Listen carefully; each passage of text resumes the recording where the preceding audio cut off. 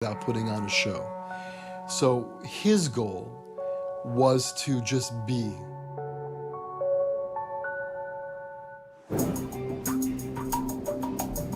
Bruce Lee's philosophy is still being picked up and taught by people around the world. Sifu Shi Ming is a 34th generation Shaolin monk who defected from China to the US in 1992 and opened up a Shaolin temple in Manhattan. He teaches Chan philosophy, also known as action meditation. Tell you about Bruce Lee's philosophy.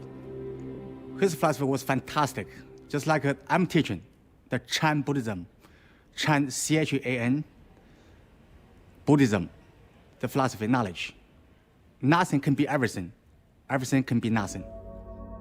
Sifu Shi Ming credits Bruce Lee as being the main influence on his life and believes that he should be recognized as one of the world's great philosophers. Bruce Lee was authentic martial artist. Also, he was the philosopher. If he wasn't great martial artist, he will be the greatest philosopher, without question.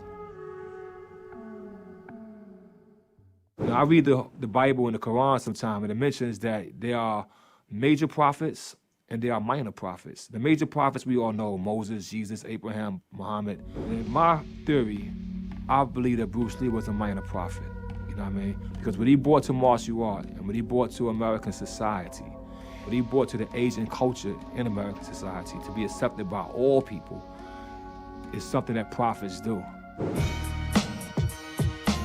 Bruce Lee's philosophy has been adopted by people in numerous fields. His belief that success flows from dedication and self-knowledge helped propel him to become the first Asian superstar and would change forever the way Asians are seen in the West.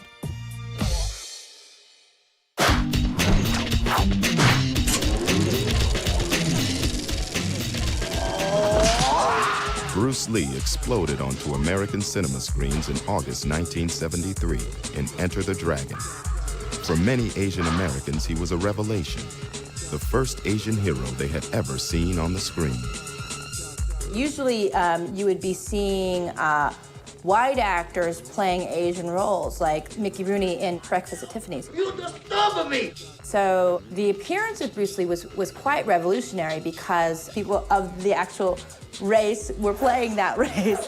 He brought Asian faces to American cinema. For many Asian people around the world, Bruce Lee became an instant role model. We connected to him because he was the first one that came out and said, look, I'm Chinese, I have yellow skin, you know, I can do everything else everybody else can. For myself, growing up in America, I can totally relate to him. You know, coming to America as an immigrant, being a minority in a dominant white world, and the things that he wanted to achieve in life. I believe that's why other minority races, they can relate to that, especially the urban minorities. They can feel the same passion that Bruce Lee wanted to bring for his own race. Before Bruce Lee, the majority of Asian characters in Western films were limited to being evil masterminds like Fu Manchu, subservient laborers, or comic fools. Bruce Lee really changed the way Asian actors are seen in the West, and I think that's something you can give him a lot of credit for. For Chinese people around the world, and also for minorities around the world living anywhere where they're sort of oppressed, beaten down, have a crummy job. This was huge. This was someone with non-white skin who was not Caucasian. This was someone standing up and sticking up for themselves.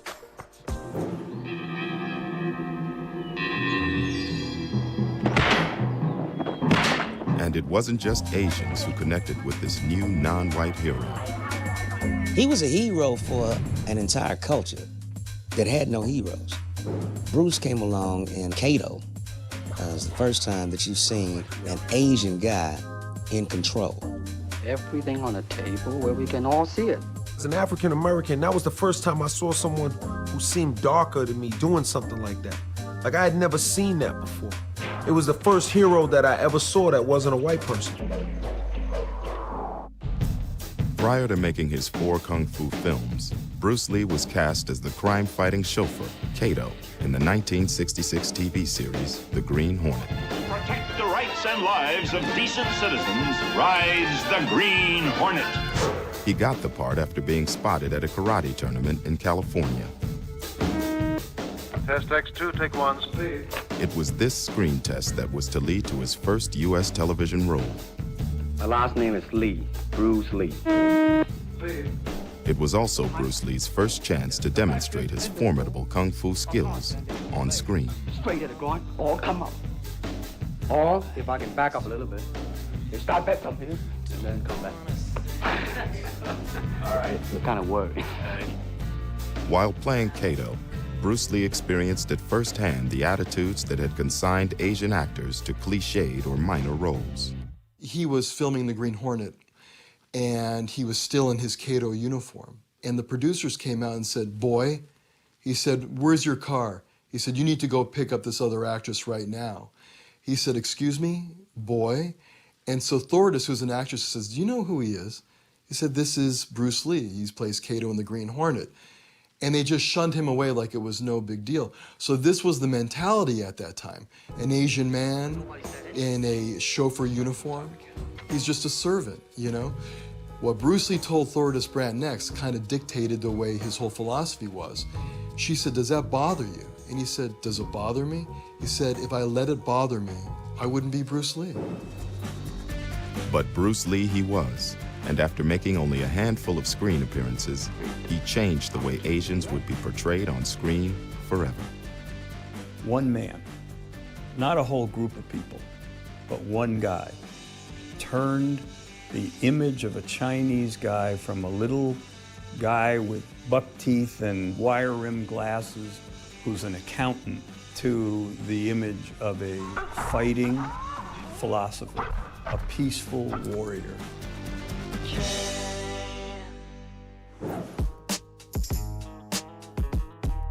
The film that propelled this fighting philosopher into the public's consciousness was Enter the Dragon. It was the fourth and last film Bruce Lee made, and the first co-production between a Hollywood and an Asian film company. Enter the Dragon is the movie that really put Bruce Lee on the world stage. And the reason for that is purely it's in English. A lot of people saw a Bruce Lee movie who otherwise would not have done so. But you look at the movie as a whole, the performances, the writing, the cinematography, everything is great about Enter the Dragon. And Bruce Lee's in a great movie. It's not just a haphazard picture with Bruce Lee elevating it. So a lot of the critics were wrong about Enter the Dragon, and over time, it's been reappraised as an extraordinary film, as it is. Enter the Dragon was also the first martial arts film with mass cultural appeal. Culturally, it spoke to everybody. You know, you had Jim Kelly in there representing African Americans. You had John Saxon representing Europeans. And you had Bruce representing Asia. So culturally, I mean, it was well-rounded. But an English-language martial arts film had never been made. So Bruce Lee and his Hollywood partners had no idea if anyone in the West would care. It was unique and very risky. It was a hugely stressful time for Bruce because he wanted so much for it to be a wonderful, fabulous entry for him into the American film market. He was very perfectionist about how he wanted the script to be and who he wanted to be in it and the choreography of the fight scenes and all that. So he was involved in every aspect of that film. Actor John Saxon had no idea of the film's impact until the premiere. I was in the back of a limo and peered out the window and I saw a line of people. And the car kept moving and I kept seeing that the line was extended and extended and extended. And finally, passing the block, I saw that it went down the street. And I said, "What the hell's going on there?" They said, "That's your film." I said, "My film?" And it hit me. The film was a phenomenal success, taking in $3 million in the U.S. in its first 7 weeks. Costing less than $1 million and generating $200 million, Bruce Lee's breakthrough film went on to become one of the most commercially successful films ever made.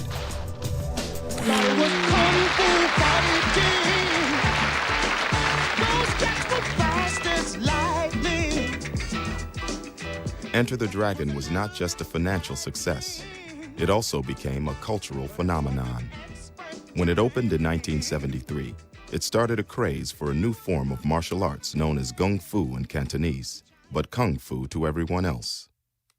After Enter the Dragon, everybody wanted to be a Bruce Lee. And you had a martial arts studio opening up almost on every corner. On the East Coast, the West Coast, around the world, everybody wanted to be a Bruce Lee. They were seeking that. They wanted to be that. My wife's brother was opening up a martial arts gym in Knoxville, Tennessee.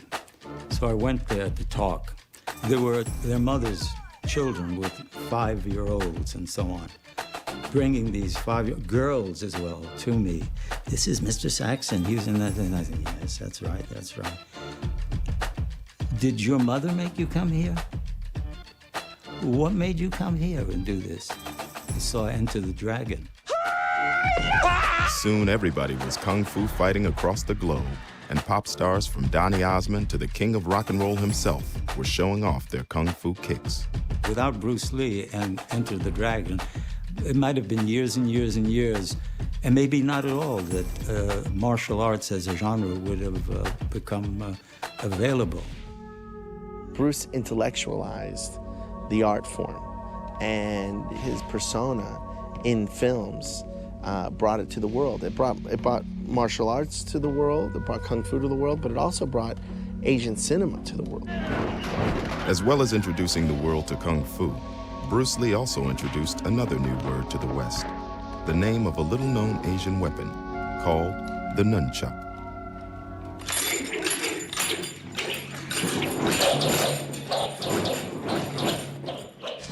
His use of weaponry and his skill with the weaponry, I mean, you can see that the guy didn't, it wasn't tricks.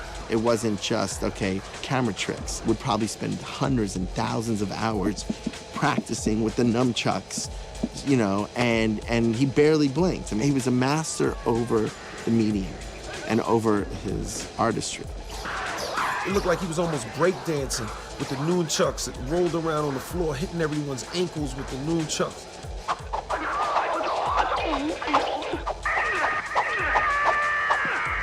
Bruce Lee was really ahead of his time in terms of figuring out how to create unique, iconic emblems or things that would be uniquely Bruce Lee. What he did was he chose as his signature weapon the Sunjiquan, the nunchaku. So as soon as you see those two, that weapon, you think Bruce Lee. The kung fu Bruce Lee demonstrated on screen was all about realism, much like his own creation, known as Jeet Kune Do. It was a revolutionary approach to fighting that would change the world of martial arts forever.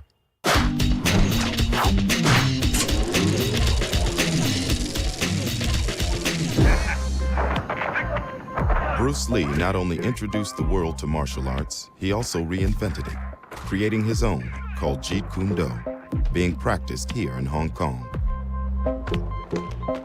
It's the forerunner of the mixed martial arts scene in UFC. Its key principles: simplicity, economy, and being as direct as possible. Jeet Kune Do is called the way of intercepting fists.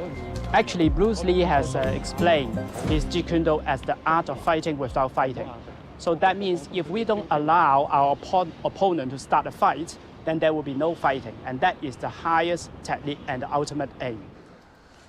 In a fight situation, Bruce Lee's ultimate aim was to take his opponent out before he had a chance to attack, using any means necessary.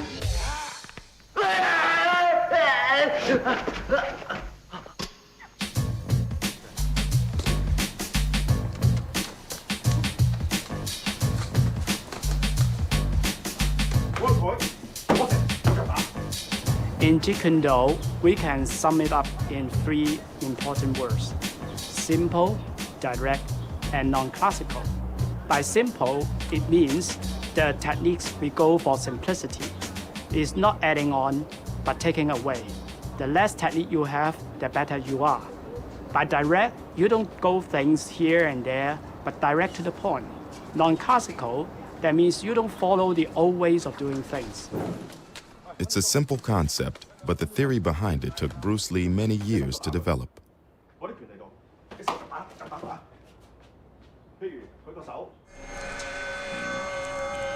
Hong Kong in the 1950s was a tough place to grow up. Thousands of Chinese had flooded into the city to escape the communist regime on the mainland. leading to overcrowding and unemployment. Youths would organize into gangs to protect themselves and their territory, and the young Bruce Lee was no exception.